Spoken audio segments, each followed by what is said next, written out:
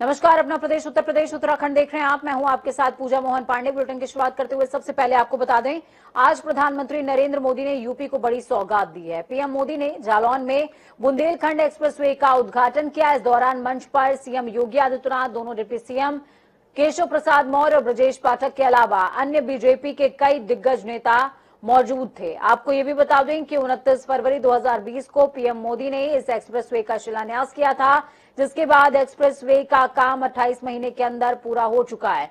Bundelkhand expressway कल 296 kilometre, आपको बता दें कि कुल 296 किलोमीटर लंबा है। लगभग 14,850 करोड़ की लागत से इसको तैयार किया गया है और आगे 6 लेन तक विस्तारित किया जा सकता है। बुंदेलखंड एक्सप्रेसवे 7 जिलों चित्रकूट, बांदा, महोबा, हमीरपुर, जालौन, औरैया, इटावा से होकर गुजरता है। बुंदेलखंड एक्सप्रेसवे के निर्माण में कुल 4 रेलवे ओवरब्रिज, 14 लंबे पुल, 6 टोल प्लाजा, 7 रैंप प्लाजा, 266 छोटे पुल, 18 फ्लाईओवर बनाए गए हैं। तो वहीं उद्घाटन के बाद पीएम नरेंद्र मोदी ने संबोधित करते हुए कहा कि धरती ने अनगिनत शूरवीर पैदा किए, जहां के खून में भारत भक्ति बहती है।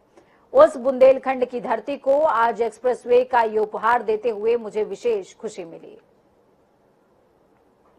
तो पूरे कार्यक्रम से जुड़ी आपको 6 तस्वीरें दिखा रही हैं। 6 तस्वीरें बेहद खास। जब पीएम मोदी का स्वागत हुआ, मंच पर किस तरीके से प्रधानमंत्री मौजूद थे वो भी देखिए, और प्रधानमंत्री को सुनने के लिए जनता का सैलाब उमड़ता नजर आया है। जहां के बेटे बेटियों के पराक्रम और परिश्रम ने हमेशा देश का नाम रोशन किया है, उस बुंदेलखंड की धरती को आज एक्सप्रेस वे का ये उपहार देते हुए उत्तर प्रदेश के सांसद के नाते, उत्तर प्रदेश के जनप्रतिनिधि के नाते मुझे विशेष खुशी मिल रही है। उत्तर प्रदेश के लोगों ने मिलकर योगी आदित्यनाथ जी के नेतृत्व में उत्तर प्रदेश की पूरी तस्वीर बदल दी है।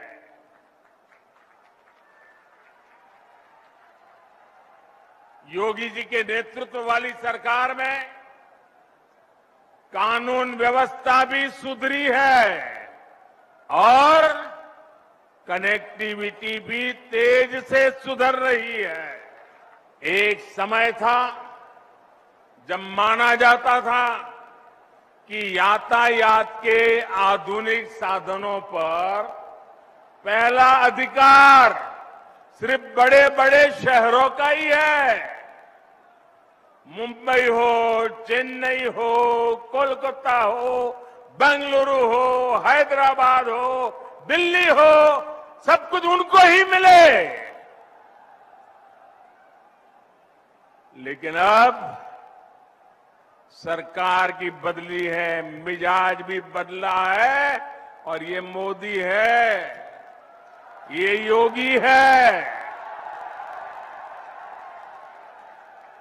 अब उस पुरानी सोच को छोड़कर, उसे पीछे रखकर हम एक नए तरीके से आगे बढ़ रहे हैं।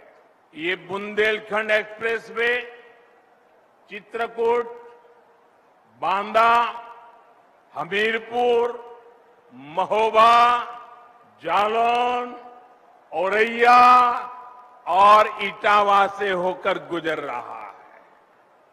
पूर्वांचल एक्सप्रेसवे लखनऊ के साथ ही बाराबंकी, अमेठी, सुल्तानपुर, अयोध्या, अंबेडकर नगर, आजमगढ़, मऊ और गाजीपुर से गुजर रहा है। वहीं दूसरी तरफ प्रधानमंत्री नरेंद्र मोदी ने बुंदेलखंड एक्सप्रेसवे का उद्घाटन किया, लेकिन हर बार की ही तर्ज पर समाजवादी पार्टी के अध्यक्ष अखिलेश यादव तंज कसना नहीं भूले। अखिलेश यादव ने बुंदेलखंड एक्सप्रेसवे के अधूरे कामकाज का वीडियो साझा करते हुए बीजेपी पर तंज कसा है। उन्होंने एक्सप्रेसवे की तुलना आगरा लखनऊ एक्सप्रेसवे से करते हुए डिजाइन को चलताऊ बताया है। अखिलेश यादव ने ट्वीट करते हुए लिखा कि आधे अधूरे बुंदेलखंड एक्सप्रेसवे के उद्घाटन की हड़बड़ी बताती है कि इसका डिजाइन भी ऐसे ही चलताऊ बना है। तभी डिफेंस कॉरिडोर के पास होने के बाद भी यहां भाजपा सरकार सपा काल में बने आगरा लखनऊ एक्सप्रेसवे जैसी हवाई पट्टी नहीं बना पाई। उन्होंने ट्वीट में आगे लिखा कि इसे चित्रकूट तक विकसित न करना दूरदृष्टि की कमी है।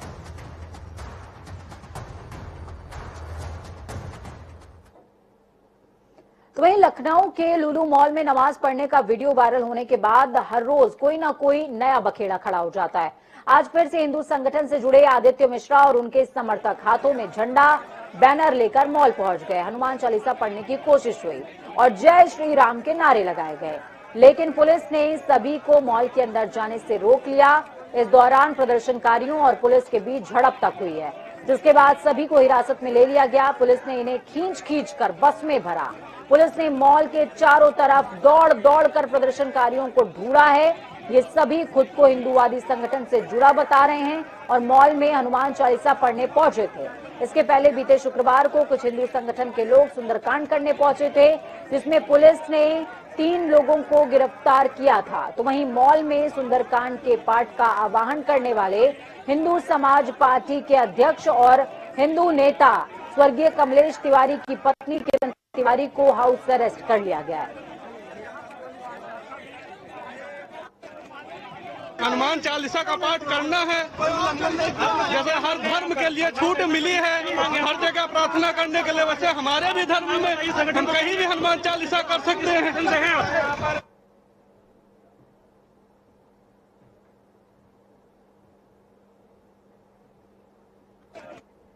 तो जरा विचार इस बात पर करिए कि क्या हिंदुत्व का मतलब या किसी धर्म का मतलब सिर्फ गेरुए गौछे को अपने गले में बांध लेना है या जय श्री राम का नारा लगाना है।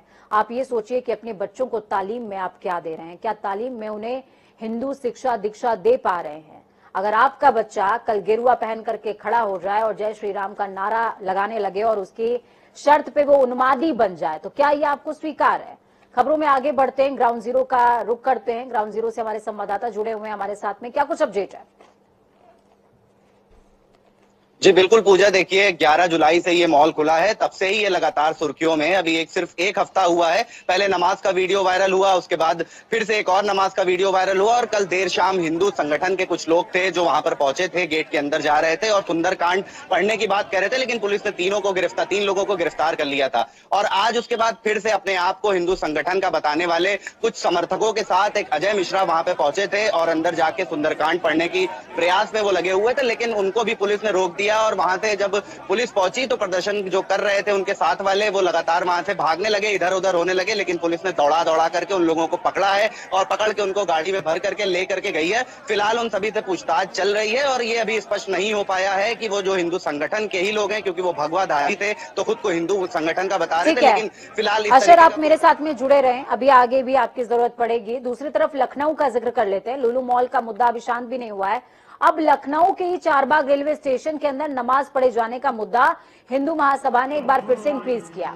हिंदू महासभा ने कहा कि स्टेशनों के भीतर पढ़ी जाने वाली नमाज के खिलाफ वो सड़कों पर आंदोलन करेगी। हिंदू महासभा के वकील शिशिर चतुर्वेदी का कहना है कि स्टेशनों के भीतर मजार बनाना और वहां नमाज पढ़ने का मामला काफी गंभीर है।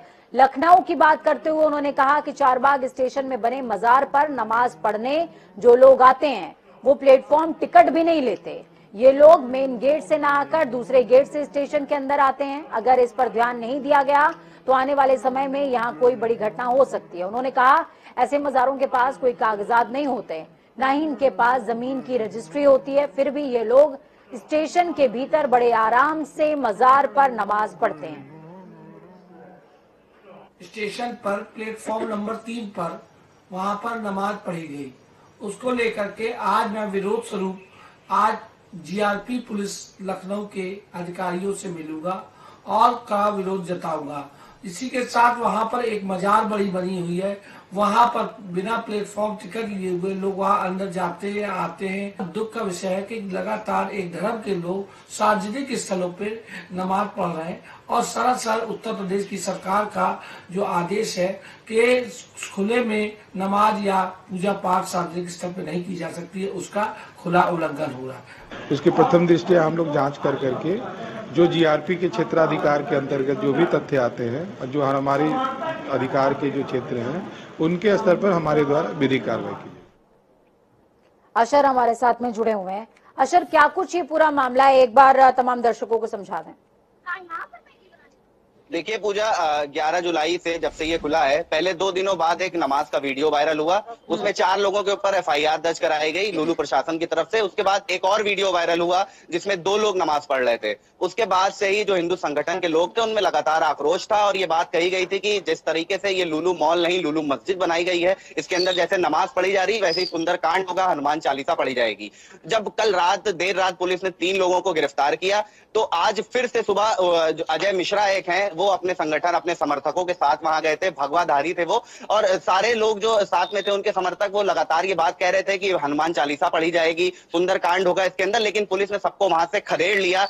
भाग रहे थे लोग प्रदर्शन के दौरान तो उनको पुलिस ने दौड़ा कर भी पकड़ा। जो मॉल का आसपास का इलाका था उसके पास में पीएससी को भी तैनात कर दिया गया, काफी बड़ी फोर्स वहां पे लगी हुई थी, लेकिन सबको दौड़ा करके फिलहाल पुलिस ने पकड़ लिया है और लेकर के गई है। सारे लोग हमारे साथ जुड़ने के लिए, अहम जानकारी ग्राउंड जीरो से साझा करने के लिए।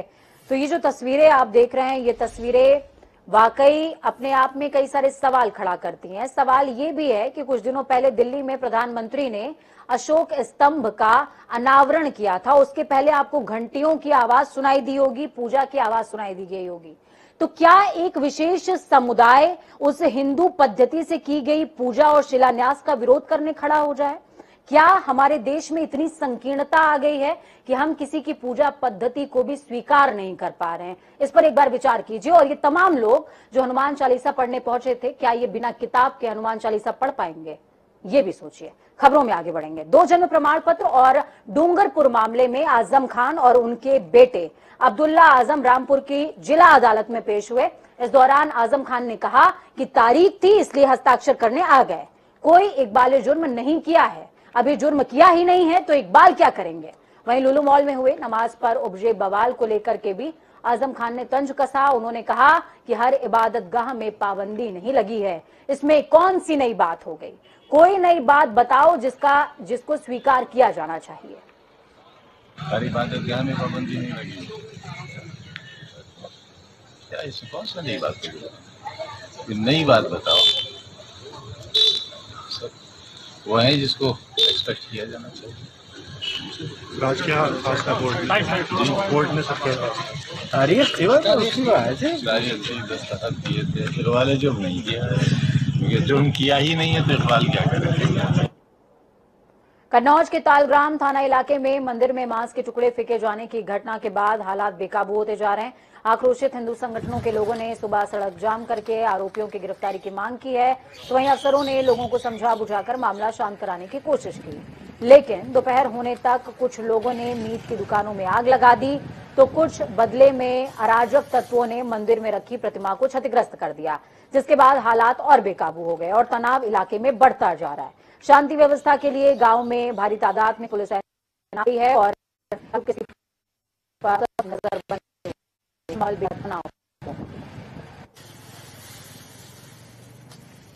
चलिए कन्नौज से संवाददाता जगदीश जुड़े हुए हैं। जगदीश, आग की लपटें नजर आ रही है, पुलिस का जत्था नजर आ रहा है और कुछ दिनों पहले एक तस्वीर चल रही थी जिसमें मंदिर के अंदर कुछ मांस के टुकड़े पड़े हुए थे। किसने किया, क्यों किया और अब ये क्यों हो रहा है? क्या इसका जवाब अभी तक मिल पाया है पुलिस को या फिर छावनी में ही तब्दील है क्षेत्र? अभी तो ये छावनी में ही दिख रहा है।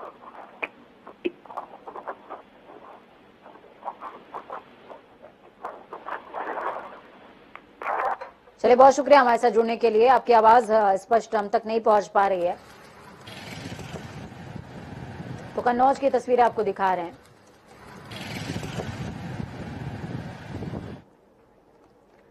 तो चलिए खबरों में आगे बढ़ेंगे। बात उत्तराखंड की करते हैं। देहरादून के रायपुर स्पोर्ट्स कॉलेज में हरेला पर्व का आगाज हो गया है।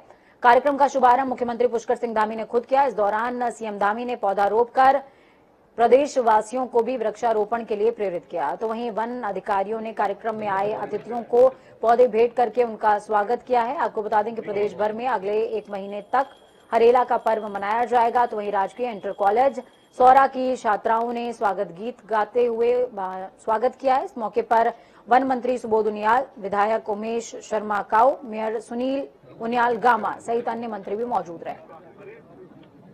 उत्तराखंड सबको प्रिय है, सब लोग उत्तराखंड आना चाहते हैं। इस बार की चारधाम यात्रा रिकॉर्ड तोड़ हो गई है। 27 लाख से भी ज्यादा लोगों ने अभी तक यहां पर चारधाम यात्रा में रजिस्टर्ड दर्शन कर लिए। अभी पूरी यात्रा बची हुई है, नवंबर तक चलेगी। कांवड़ यात्रा हमारी हो रही है। कांवड़ को भी हमने कहा है ग्रीन कांवड़ और क्लीन कांवड़, यही ना सिंगल था। उसमें भी हम सभी को वृक्ष भी दे रहे हैं कि आप वृक्ष ले जाइए और अपने अपने स्थानों पर इसका रोपण करिए। तो जहां चारधाम यात्रा, कांवड़ यात्रा और आने वाले समय में जैसे ही फ्राइडे का दिन खत्म होगा, ड्यूटी खत्म हुई 5 बजे दिल्ली वालों की, गुड़गांव वालों की, नोएडा वालों की, एनसीआर में रहने वालों की।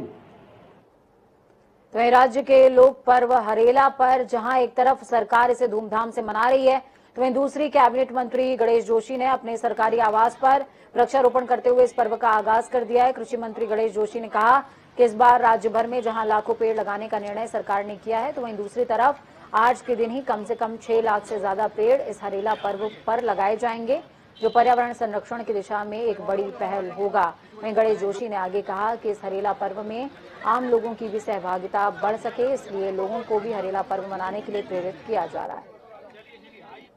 देशवासियों को हरेले पर्व की हार्दिक शुभकामनाएं देता हूं, बधाई देता हूं।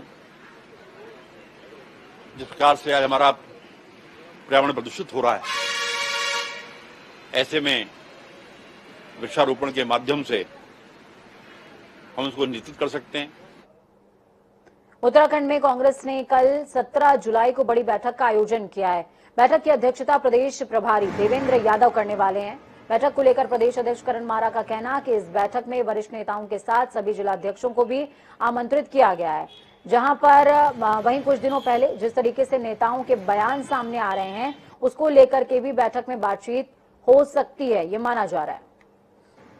किसी संस्थाओं का गलत इस्तेमाल राजनीतिक विरोधियों को डराने के लिए किया जा रहा है, खासकर ईडी और सीबीआई का, तो उसको लेकर एक बैठक कि आगे हम किस तरीके से जनता को जागरूक करें, विरोध प्रदर्शन करें, उसके लिए जिला अध्यक्षों की बैठक एक कल दिन में आहूत की गई है, जिसमें देवेंद्र यादव जी भी आएंगे और मैं स्वयं भी उपस्थित रहूंगा, सीनियर्स भी रहेंगे। और शाम को पूर्व मुख्यमंत्री जी, हमारे आदरणीय पूर्व मंत्रीगण और हमारे विधायकगण और पूर्व विधायकगण और जो हमारे बड़े नेतागण हैं, उन सभी को आमंत्रित किया गया है। चलिए, वक्त यहाँ पर एक छोटे से ब्रेक का है, लेकिन ब्रेक पर जाने से पहले एक संदेश कि अगली बार अगर कोई हिंदूवादी हाथ में झंडा और गेरुआ गौछा पहनकर आपके सामने आ जाए या कोई और कट्टरपंथी आ जाए, तो उससे ये पूछिए कि साहब हनुमान चालीसा पढ़ने तो जा रहे हो, कंठस्थ है तुम्हें, और अपने बच्चों को सिखाया क्या हिंदुत्व के नाम पे। वक्त छोटे से ब्रेक का।